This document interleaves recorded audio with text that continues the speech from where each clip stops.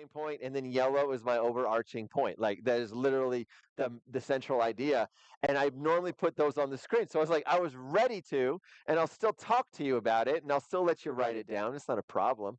And I'll always give you my notes at the end.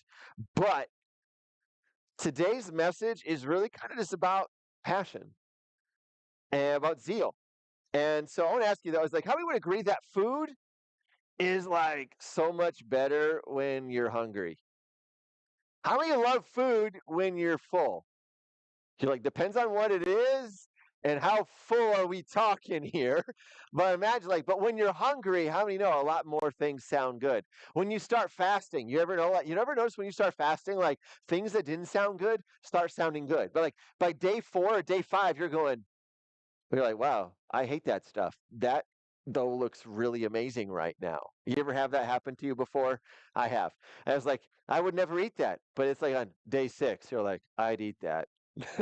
So the thing is hunger makes that happen. Now, I want you to imagine, though, that you take a friend to like a restaurant that you just found, and it's like an amazing restaurant. And you know your friend, of course, and you go ahead and you plan this. They had the date circled on their calendar, so it's not like they didn't know this was happening. And then you go ahead and you pick them up, and your friend hops in the car, and right away they open up a big bag of chips and just start eating. And you're just kind of, this is weird. Like we're going to eat, and they eat the whole bag. And then you're like, okay, they're done. And then all of a sudden they whip out like 2 Pop Tarts. You're like, what the heck? Like, where's this coming from? And they eat the 2 Pop Tarts. And then after that, they go in and they grab out like this king size Snickers bar and eat the whole thing. And then to top it all off, they grab like a 20-ounce Coke and they drink it. And then you arrive at the restaurant. How many think already this is going to be like a waste of my money? Because you're paying. And so you get there though, and you know your friend. You're like, oh, maybe they were just really, really hungry, and you're like, whatever. They knew we were coming here. Like this is fine. And so the waiter comes and they give you the menu, and they're looking over the menu, and you know your friend, so you suggest like, this is one of your favorites, right? Like, oh yeah, I love that dish. And they go, oh, I'm going to order that, and so they order it. And you just kind of small talk, and finally the food comes, and the food's brought, and you just eat all yours. Like yours, like, yeah, this is an amazing restaurant. I love this place. But then you look across the table at your friend, and they're kind of just picking at it, and they kind of take a bite here and there, and then the waiter does what they normally do, at the end, and say, hey, how was everything? And you just go, it was great. And but your friend goes, I've had way better. I don't know what the big deal about this restaurant is. Like this is one of my favorite dishes, and I don't even want a to-go box for this thing. If I love this, I would have eaten it if it was good. I'm just no, this ain't even hitting top 20, and they start complaining. Now I want to know like how many would be irritated with your friend right about now? Why? Because you're like it's not bad because it was bad. It's bad because you're full.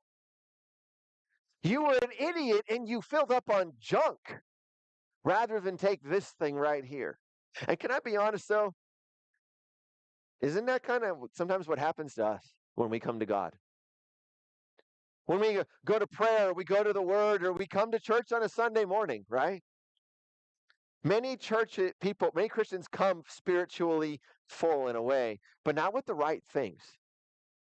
They're full of the world's noise, entertainment, stress, schedule, self, pride, you name it. So guess what? They have no appetite for the things of God, although they think they do. They're like the friend, like, oh yeah, this is my favorite. I would eat this if it was good. I would have got something out of this. But how many Christians walk in the same way and walk out and go, well, that message was or that's sort of like worship just wasn't happening today. Like I didn't really feel it. Those really aren't my songs. Or like pastor, just this message is kind of blah today. Like didn't really hit home. Like did he even work on it? Like I think I could have done better. Maybe you've never felt like that. But I'm trying to be extreme to get a point across here. So hyperbole, right? So, but here's the thing though. What happens when we come spiritually full or not hungry? Is we might walk away discouraged, right? Maybe you were looking for like you're stressed and you're full of problems. You're like, I'm looking for an answer, and you come in, you didn't get you walk away discouraged, going, I didn't get what I needed. Or how about disappointed? Man, that message just didn't speak to me. Or disillusioned. You can walk away disillusioned. Maybe this church isn't the church for me. But the issue isn't maybe what was served. The issue is maybe what you were filling up on the last week and the week before and the week before. Because honestly, here is, and I will announce them. Here is the main arching point. I really hope you get one thing out of type thing. It is many fail to recognize this. What you get out of a moment with God often depends on how hungry we walk into it. What we get out of a moment with God often depends on how hungry we walk into it. Do you walk in hungry? Or do you go hands in pocket and go, I'll wait and see if I'm hungry. I'll see if it's any good, and then maybe I'll take a bite. Maybe it'll be fine, but I got to find out first. See, Matthew 5:6 says what? Blessed are those who hunger and thirst for righteousness, for they shall be satisfied. See, it is those who hunger that are blessed. It is those who are hungering that will be satisfied. The filled won't. We were on that, Palm Sunday, right? They wouldn't let anyone go into the kingdom. They themselves wouldn't enter in. Why? Because they were so full of themselves and thought they had all the answers. And they're like, this message, they'd be like, this message ain't for me. I already know this. Nothing new here. I'm not dealing with that. So I know, big deal. And you're just kind of prideful. What can he teach me? I'm sure the Pharisees thought like that at Jesus. What can this guy teach me? But those who walk around full like this are in danger of missing out of the good things that God puts before them. It'll be in front of them. It's not like the waiter didn't bring out the meal. And I know God is better than any waiter you're going to have. Like, he's going to go ahead. He's like the cook and the waiter. Like, he prepared it perfectly. When he puts something in front of you, you know it's the best. I want to ask you, do you think that? Or are we even aware of it when it comes in front of us? Most of the time, we are our own God. That's kind of how we do it, right?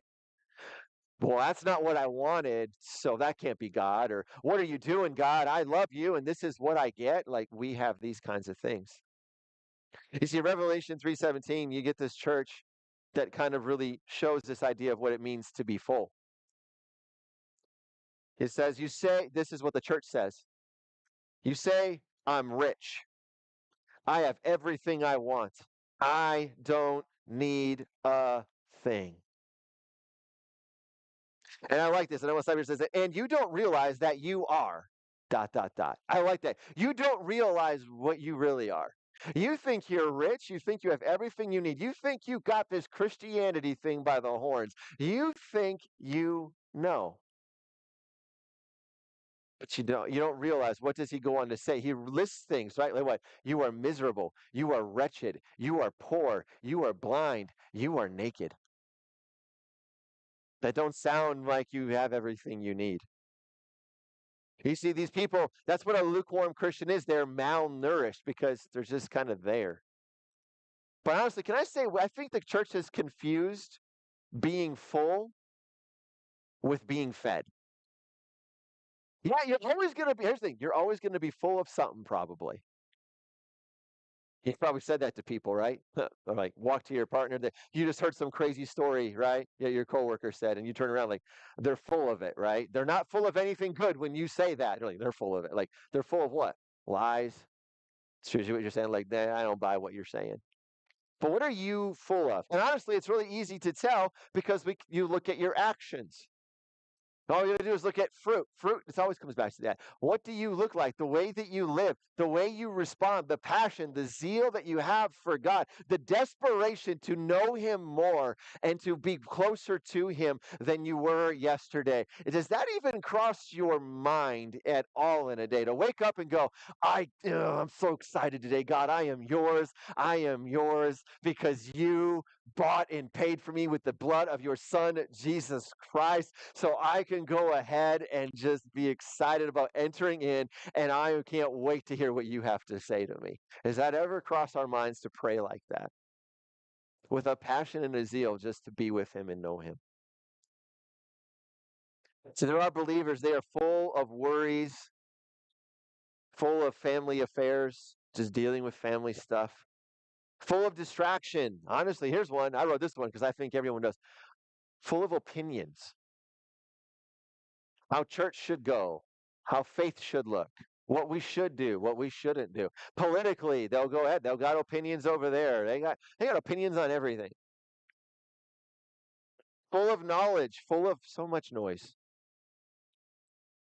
Honestly, it's how many know it's really hard to listen when there's a lot of noise around you. It can be hard, right? You got people screaming, or how about like music blazing in the background? Imagine trying to talk to people, having a really good, deep conversation in one of our during one of our worship songs at that level.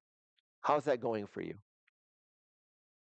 You may be able to succeed, but what are you going to probably say 100 times? What? Can you repeat that? I didn't hear you. See, there's this thing that people have today. They're called noise canceling headphones. How many of you ever have a pair? You got a pair? I got the in-ear ones, and then you got those like they have Beats, like it literally has noise cancellation on it.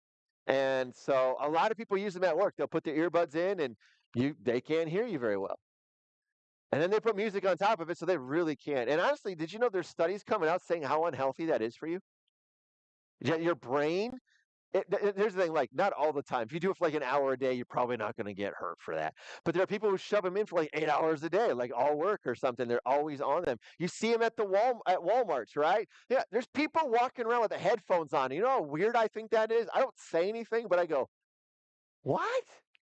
Who does that? And then they're in their car too, and I'm like, well, maybe they don't want to hear me honking at them. I don't really use my horn, but the thing is like you can't hear with those on. I use sometimes at the gym. I'm in a period right now where I don't. I just like to just sit there and think, but sometimes I'll put them in, and someone will ask you a question like, "Hey, are you using that?" But you usually got to do this. You got to pull them out and go, "Can you say that again?" So you can actually hear them and make sure you heard. You're pretty sure you knew what they were saying, but you want to make sure, right? We've all been on autopilot, right? Like, yeah, I go to the gym sometimes, and you're always waiting for someone to say, "Hey, have a good day," and you say, "You too." And sometimes they'll go and say, "Beep," and they'll scan and say, "Have a great workout," and you go, "Yeah, you too." They're working. They're not going to work out. Like you go into autopilot. Like we are so used to that, right? We're not really listening. But honestly, I feel like spiritually that can happen to us. Where you know what, you could be so full of noise in the world. You're so full of stuff that you think you're fine, but you know what? But here's one thing that's maybe you're struggling with. I haven't heard God lately. But here's the thing I've learned. God should show me this. He goes, Stephen, I'm always talking. Take the headphones off. Simple as that. I thought I was having my wife bring hers today, just like, hey, I'm gonna put them on somebody, and we're gonna put some music on, and I'm gonna talk to you just like this and ask you a question. And then I'm like, hey, can you repeat what I said and answer my question? Kind of summarize it. And you wouldn't be able to. I said, but here, I'll do it again. And I won't talk any louder, but you'd be able to understand. You see, the problem isn't that God is speaking, it's just that you're just not listening. You're full of listening to everything and everyone else. The noise of the world is normal to you, but the voice of God is strange. You see, the thing is, Christians who are full, how many ever meet someone who's full? You ever been full and been like really full after like you were like Texas Roadhouse or something like that, and you get a big steak and you get the potatoes and you hardly ate the steak because of this stupid bread and cinnamon butter that they just keep giving you, and you're like, I can't say no to that. And so you just keep eating it, and by the time you get out of there, you're walking out, you still manage to eat all the steak because ain't nobody leaving a ribeye behind. That is a sin, and that's for me. But anyways, but here's the thing: no one comes either going, "Let's go run a marathon. Let's go do something productive." We're like, the sounds are. "Ugh." Then you plop in the car because you're pushing forward, and it's worse. And you're like, "Why did I eat so much food?" Like they're like, "Why did you order that much?" I don't know, but I didn't think it'd be that big. It says 8 ounces, but I don't have a concept of what that is. So I went with the 12. We've all been there, right? Like I said, full people aren't passionate people. They don't look passionate. They look what? Lethargic. They don't want to do anything. They come, they sit, they consume, they don't do much. But honestly, I've noticed that a lot of people, if you go in like you're like that friend in the beginning, full people are critical people. And you're full of life, you're full of worries, problems, work. I don't care, for me, ministry, and that consumes me. You want to know what I'm going to become? I'm going to become critical, maybe towards you. and everything. Like life just hard. I gotta handle it all, and nobody helps me, and blah blah. In that case, it's like you were so full of yourself. You're probably so prideful that you didn't ask for help, and that's why you're in the place that you are in the first place.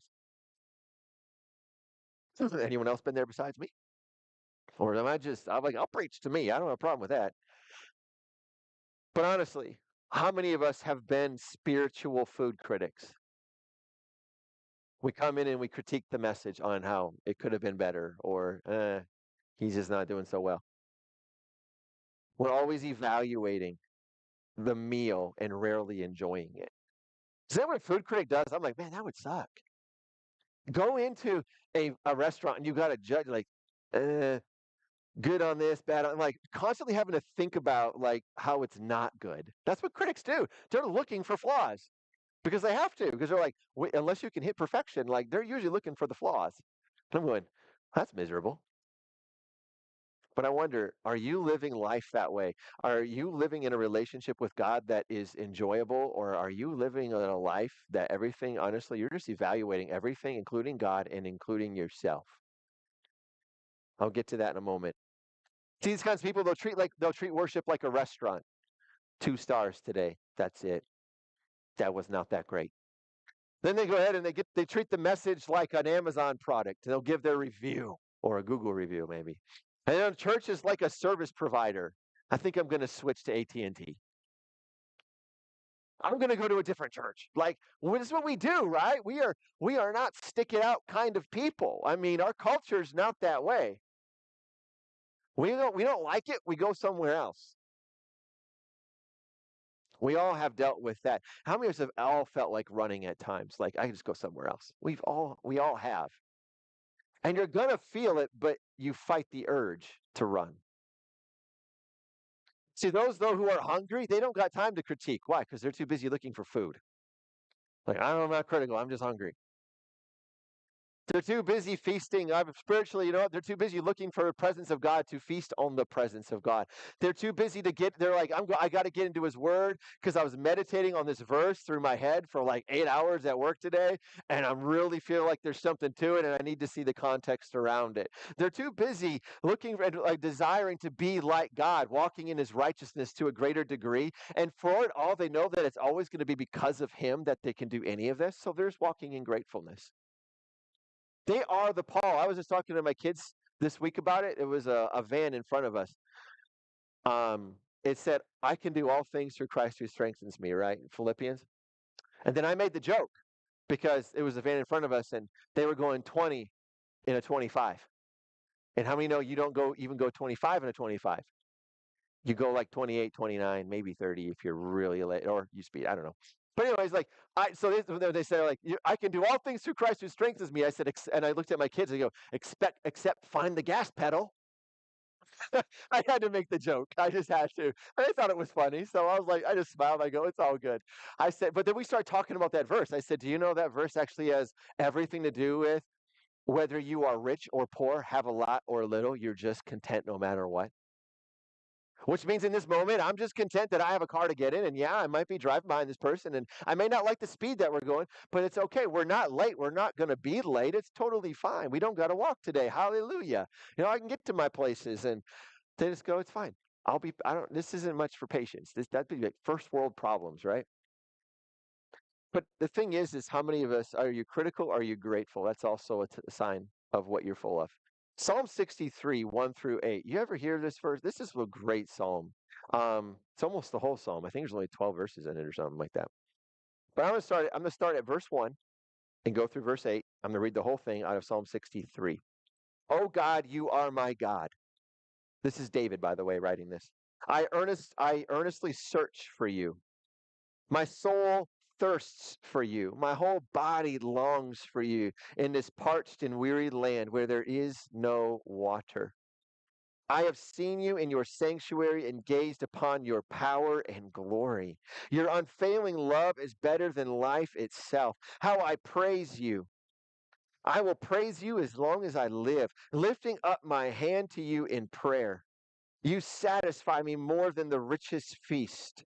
I will praise you with songs of joy. I lie awake thinking of you, meditating on you through the night. Because you are my helper, I sing for joy in the shadow of your wings. I cling to you. Your strong hand holds me securely. That's passion right there, isn't it? When's the last time you lied awake at night like that? Like, dang, like, does this describe you when it's your passion towards God? Like, is that what you want? You're like, no, that's not me. This is not who I am. Or is it, that's not me, but I'd really like it to be? You see, what I've learned about hunger silences pride and it awakens pursuit. You ever meet a kid? You ever meet anyone who's starving? They don't care who helps them or where it comes from or what they get. They'll just eat it. And they'll say thank you because they know how important it is that they got what they got. For the person who has things, you got options around you. No, I'm good. No, I'm good. You walk out of a house like, their food wasn't that great. It's like, really? They showed you all the hospitality in the world, and that's the comment you got? Like, we can be very prideful very quick. How many know that to be true? I want to ask you, when is the last time that you just sat alone in the quiet to pursue and wait on God? When's the last time you've done that? When's the last time that your words didn't fill the entire prayer time? Where there was no agenda, no list, no music in the background, just silence, fighting for you and God. You know, there are times in my life where it gets busy and then I want to do that. And I will sit down in our other church location and I'll put my phone outside the sanctuary. But there are times I'll start walking to it because I got a thought in my head and I have to stop. And I'm like, it's only been 20 minutes, Stephen. And I walk away and I'm like, that's a fight. And you just go, you keep fighting. And eventually you want to know it. After some time, you know what? It all just goes away. You can get there. It's just how bad do you want it? Because as soon as I go, I will actually sometimes go, but you want to know what I've learned to do? Not just turn around and go, I don't need it. I go, God, I am here for you, and this thing is distracting me, but you are far greater. That thing can wait, but you cannot. Me, though, even more so, I cannot wait for you. I cannot sit here and put you on the back burner. I need you now. That's my desperate cry. And God, I know that that's the case because I'm running after things in the world. My mind is occupied with things in the world, and I don't like that. And so then I push all the harder to stay up front, as far away as I can from any distraction. There have been times where I've locked the church doors just to make sure nobody would come in. Like, and if you did, you had a key and then it's over. And I'm like, it was locked. My vehicle was here. Fuck off. No, I'm kidding. I never do that. I'll bless you. But the thing is, like, I just kind of this idea, like, I try to shut out just distractions as much as I can sometimes. Simply because there are times, you know what, I got to learn to hunger for him and rekindle that hunger. Because if every one of us are being honest, we've all struggled with this at one point or another. But can I just tell you, though, like, I don't want your walk or my walk with God to be dictated by how much or how little I pray. I don't want my walk with God dictated by how much or how little I read. I don't want my walk with God to be dictated with how many services I attend or don't attend. Because honestly, that's just prideful. And it's not helpful. How many found that out? Because if you do that, you're always gonna be like, I just don't pray enough and I don't feel worthy. See, you can't even get in. Insecurity. And if you pray more than others, you can honestly get a false sense of confidence and go, well, I pray more than them, so I'm fine. Like either way, I'm more of like usually like pray for an hour and I'm like, I need to pray more. I don't got time though. That's the thing. You see, the thing is like we don't want our relationship defined by how much or how little. We want our relationship defined by him, just being with him. Whether it's 10 minutes alone with him and it was really good quality, or if it was 5 hours. I'm just using extremes here. Like just having that, like, I just want my life to be defined by him in every moment, not by what I do, but staying on what he did. By being with him, by wanting him, by pursuing him. These are the things I gauge my life on. Do I pursue him? Do I want him? Am I pushing to be with him? See, I want to be someone who belongs to Jesus and enjoys that. I wouldn't want to be like get in, I get up and go, I'm his. That's what I said. I wake up and think that I am here, yours today. Hallelujah. You still haven't abandoned me. Your blood still covers me. The sacrifice is still paid it all. It's good. So you're worth pursuing. And that's what makes it become a thing like that's about relationship rather than a routine. Rather than it's now about presence than performance. Did I pray well enough? Did I sing well? Was I animated enough? Was I zealous enough? Was I too quiet? What was it? See, insecurity, pride, they wrestle and we can be filled with them very quick. Both of them are just results of being full of ourselves. Nothing, as I said, I want to be in the word more. I do want to be in prayer more. That is a desire. There's nothing wrong with that. But again, I just want to be defined by it. Thing is obedience, of course, matters. So what I do does matter. How many know that? It's John 14:15, right? If you love me, you will obey my commands. You obey my commandments. Like, it's like, you'll do what I say. That's like, how many know that that happens in any covenantal relationship, like, especially a marriage? Like, there's these guidelines, these things that were like, I'm not going to violate that. I'm not going to go step out on my wife. I was like, why? Because I love her. Well, I'm going to love my neighbor. Jesus told me to. That's a command. Why do you do that? Not because I have to, but because I love him. Simple as that. I'm going to strive to be perfect as he is perfect. I don't care if I fail along the way. Like, why are you doing that? Because he told me to. Why? Because I love him. See, if you love me, you will keep my commands. Don't let it be, I keep his commands, so I must love him. I understand that you can have something there, but don't ever flip that. If you ever find yourself becoming unrelational and you're like becoming more transactional, like, well, I've done this, this, this, and this, so I must love him. That's a red flag. See, the thing is, I don't want you to miss his heart because honestly, there are so many people. I don't want you to be one of these, I guess. I'll just say it this way. I don't want you to be a Judas. I don't want you to be like the Israelites in the wilderness who were by God, who were close to God in proximity. They witnessed his works, but yet the whole time they all missed his heart. They didn't really get him. Because I know being by God isn't the same as being with God.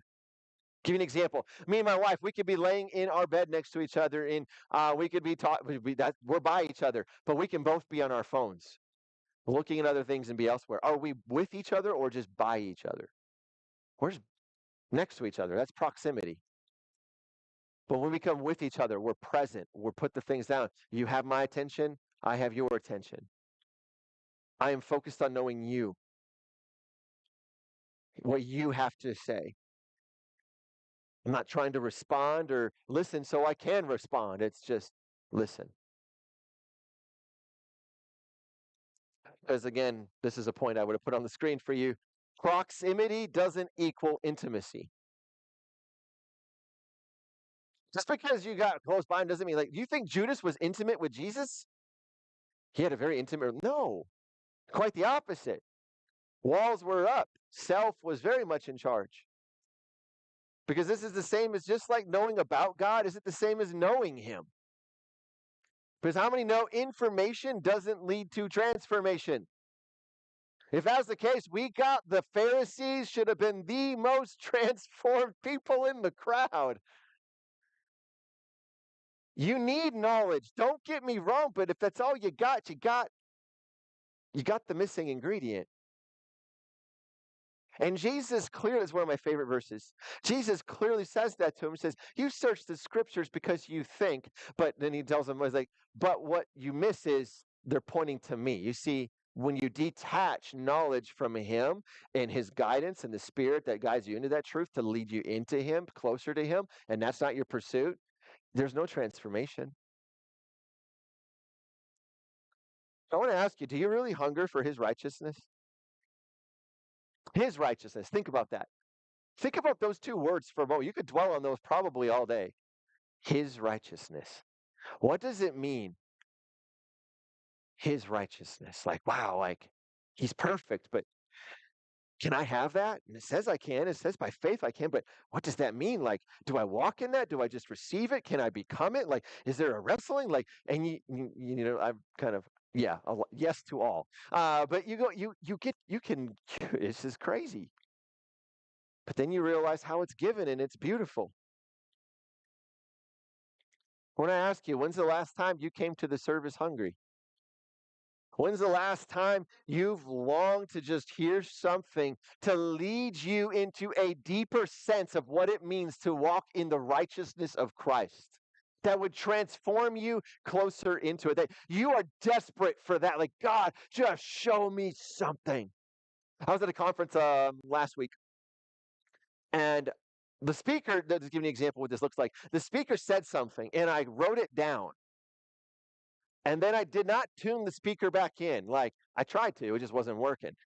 Because I was like, I felt like God was showing me something through it. So I wrote a bunch down. I'm on my phone just typing away. Like I had like a good paragraph by the time I was done.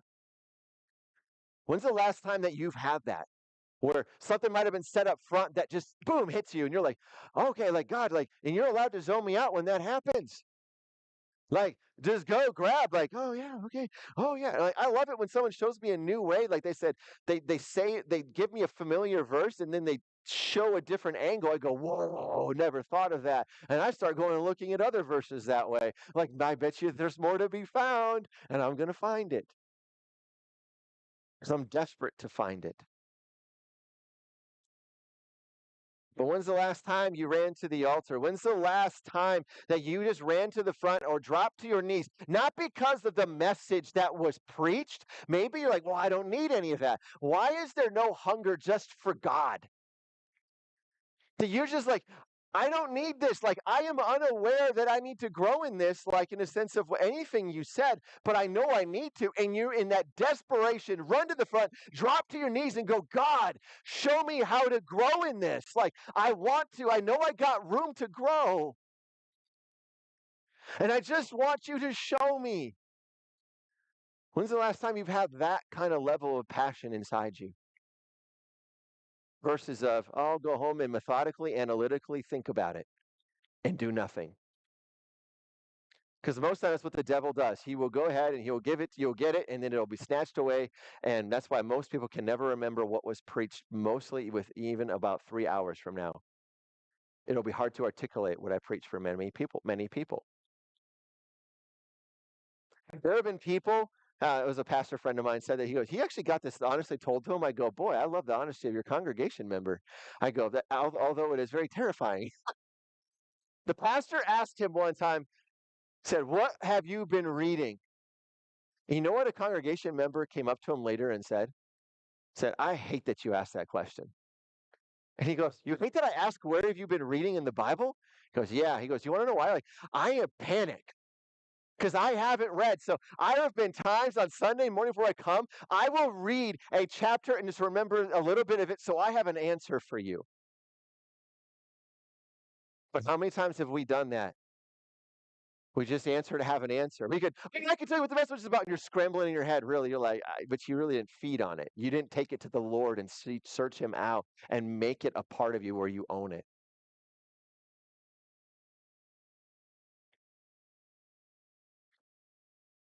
I said, this is the heart. I wrote it. I already told you, but I'm just going to read it to you because I wrote it down because I don't want to forget. But it says, God is like a heart that runs up and says, God, I don't even know what area I need to grow in from this message.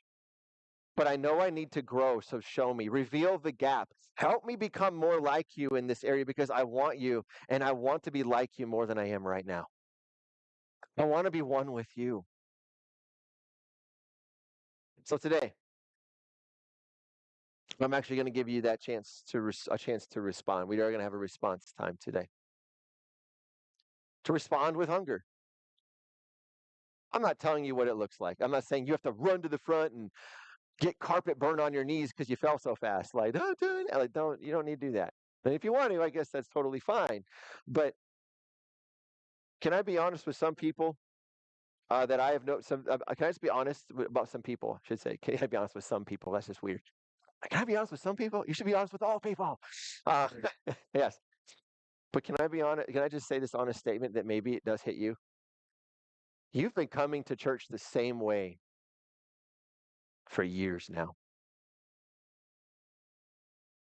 You've come in the same way, receiving, responding in the same way. You're predictable, and honestly, it's become surface level. And you wonder why you haven't grown.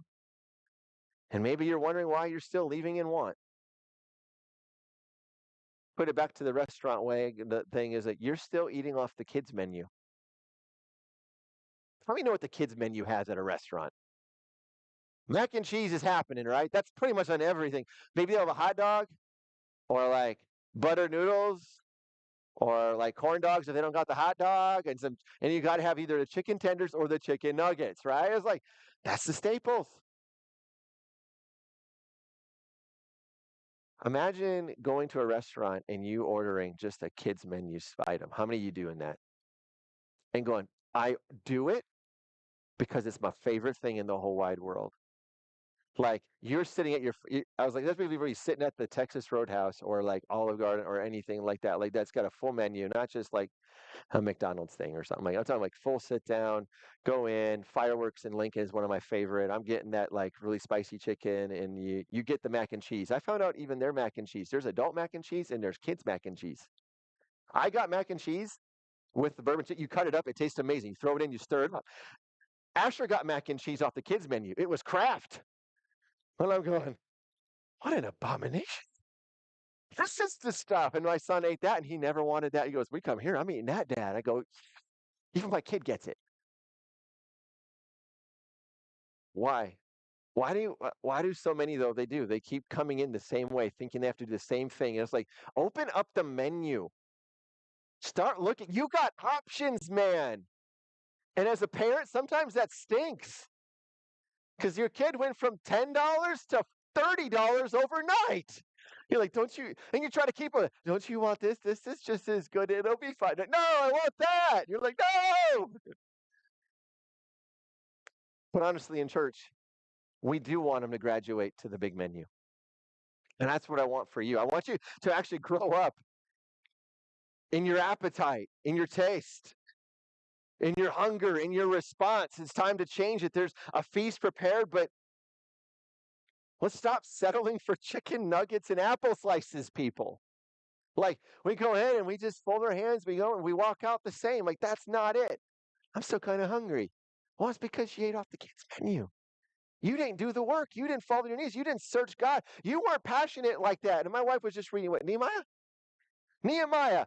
Well, they read the book of the law for hours. Imagine if I just read from the Bible for 4 hours for my sermon. Would you all stay? And it would be the law. You'd be like, I can do Genesis. I probably could do Exodus, but when you get to Leviticus, I might be walking. Then you go, Numbers, I know I ain't making it. It's the book of Numbers for a reason. How many found that out to be true? Like, why they call it Numbers? Because there's might be more numbers than words in that dang thing. It's crazy. But they did. They read it for hours. And people, it says they were intently listening, desiring to do everything it said. Do you have that kind of passion?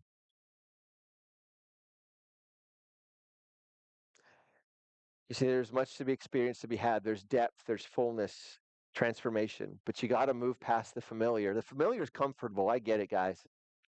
If you're not used to raising your hands or you're not used to clapping, you won't even do that in a worship service. If you're not used to coming to the front, you ain't going to come to the front. And if you can't come up and kneel, I'm not saying like, dude, I tell people, move to the front row and sit in the front row. Movement is movement. Like, do something. Like sometimes you just got to do things differently. I'm a huge believer in the altar. That's why I'm there at prayer time. You'll find me there often. I was like, when I'm at prayer at my own time, I'm at the altar at our other church. Why? Is because I just know there just seems to be something about it. that I just really go, yeah, God, you're here. I don't understand why. Like the whole place can be an altar. I get it. But there's something about a person who moves in faith and says, I'm doing my best in my physical to connect with the spiritual, to draw near. God seems to respond to that kind of a person.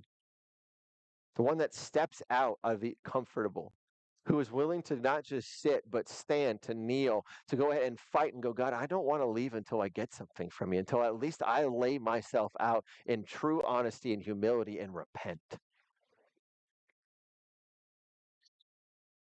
So today, maybe you are sitting there and you're saying, that's me. I've lost that hunger and I miss it. Can I just tell you, you're not alone? I've been there. I know what it's like to just be like, I don't want to read. I don't want to pray. I don't want to preach. I don't want to go in front. I don't want to serve these people. I don't want anything to do. I just don't. I know what that's like to have those moments where you're just done. You're full. Life got you. Things happen and distractions and overwhelming emotions, and you're just, it's hard. Been there.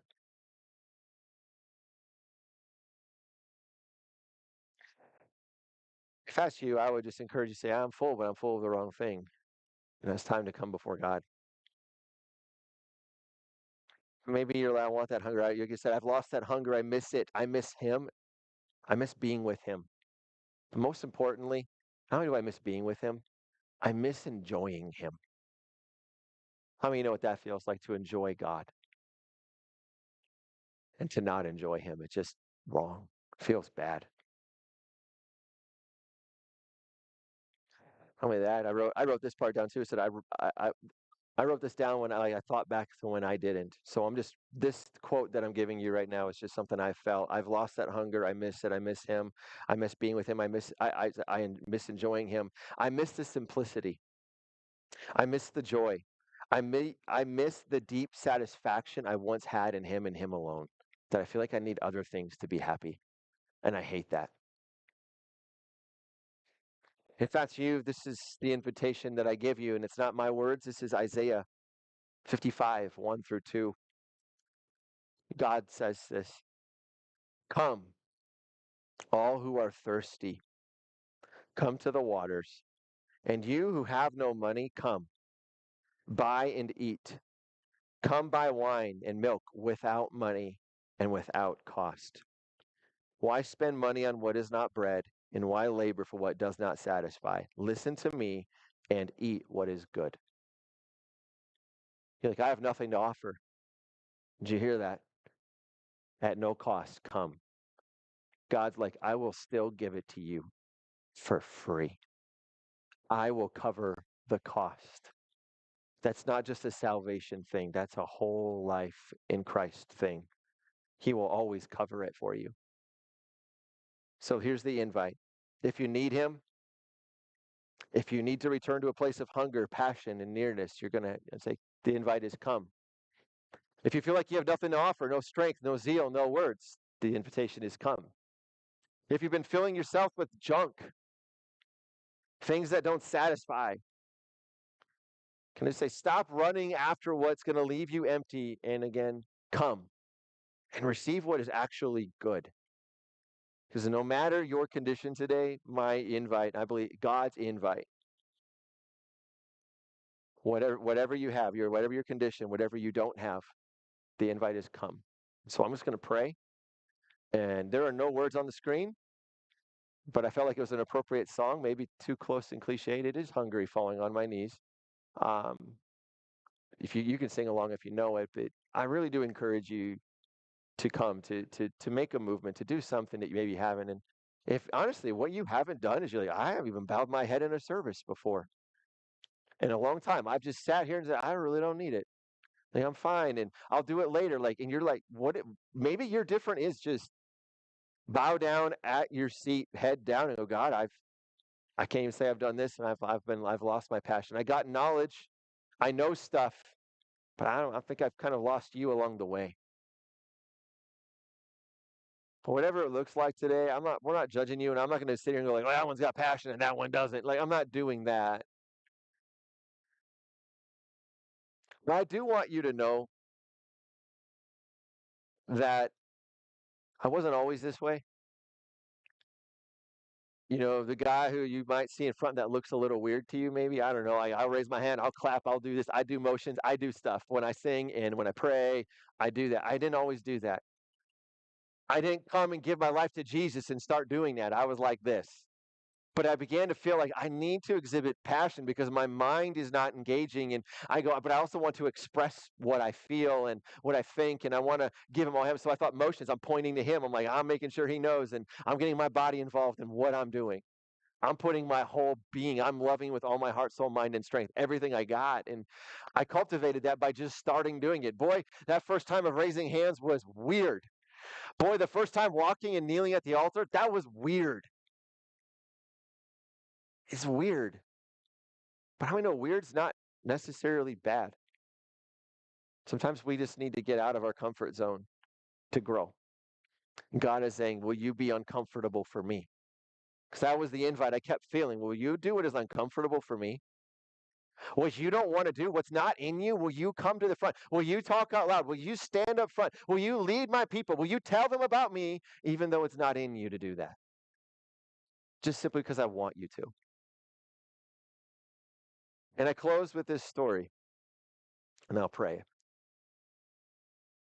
One of my favorites is this guy I know. He went up to the altar and he knelt down to it and he said something like really quick. He was up in like 20 seconds. He came back and he's talking to me and he goes, "What do you all do up there for 10 minutes?" I go, "What did you do up there for 20 seconds?" He goes, "Well," I said, "God, I really do want you. I was told to come to the front, so here I am, but I really don't know what to do. So I guess if you want to talk, you can talk." He goes, "That took me about 10 seconds." He goes, "Then for the next 10 seconds, it was awkwardly quiet, and I got up and I came back here." I laugh and I go, "You're doing fine, buddy." I just go, "Don't worry about it. You'll figure out." You know what? That person did end up growing and staying up there longer. They figured it out. I'm like, I'm not telling you. You don't need to know why. He just learned how to pursue God on his own. There's certain things I don't need to teach you. You just need to learn and walk like a child. You'll get faster as you do it. And so, Father, I just pray that for these people. Wherever they're at, if they're hungry, if they're not hungry and full of maybe they're full of things like they've been full of spiritual tasks, duties, so to speak, that yeah, they've read, they've prayed, and they're full of that. They attend services, they serve in ministry. And quite frankly, that's the problem. That's what's been filling them. That's where their focus has been, and it's not been a place where it's going. It's a result from being with you. It's just been what it is. It's no longer a love for you. It's I just know that this is the right thing. And God, I'm praying for that renewal in them today. I'm praying, Father, for those who are full, you're going to make them hungry. And those who are hungry, you're going to satisfy. But God, I pray they would not do this in comfort. They would not do this in lethargic attitudes, but what zeal looks like for them in this moment, what your spirit is leading them to do. That I ask. We're not asking crazy, but we are asking, I am praying, God, for a heartfelt passion in their response towards you today, to grow closer to you in some way before they end this thing today, this service ends. I ask this in your son's wonderfully, wonderfully, amazingly precious name, whom since you gave, we know you will give all good things. We pray this in Jesus' name. Amen. Respond how you want. That's the end of the service. The song will end and you can go as you please.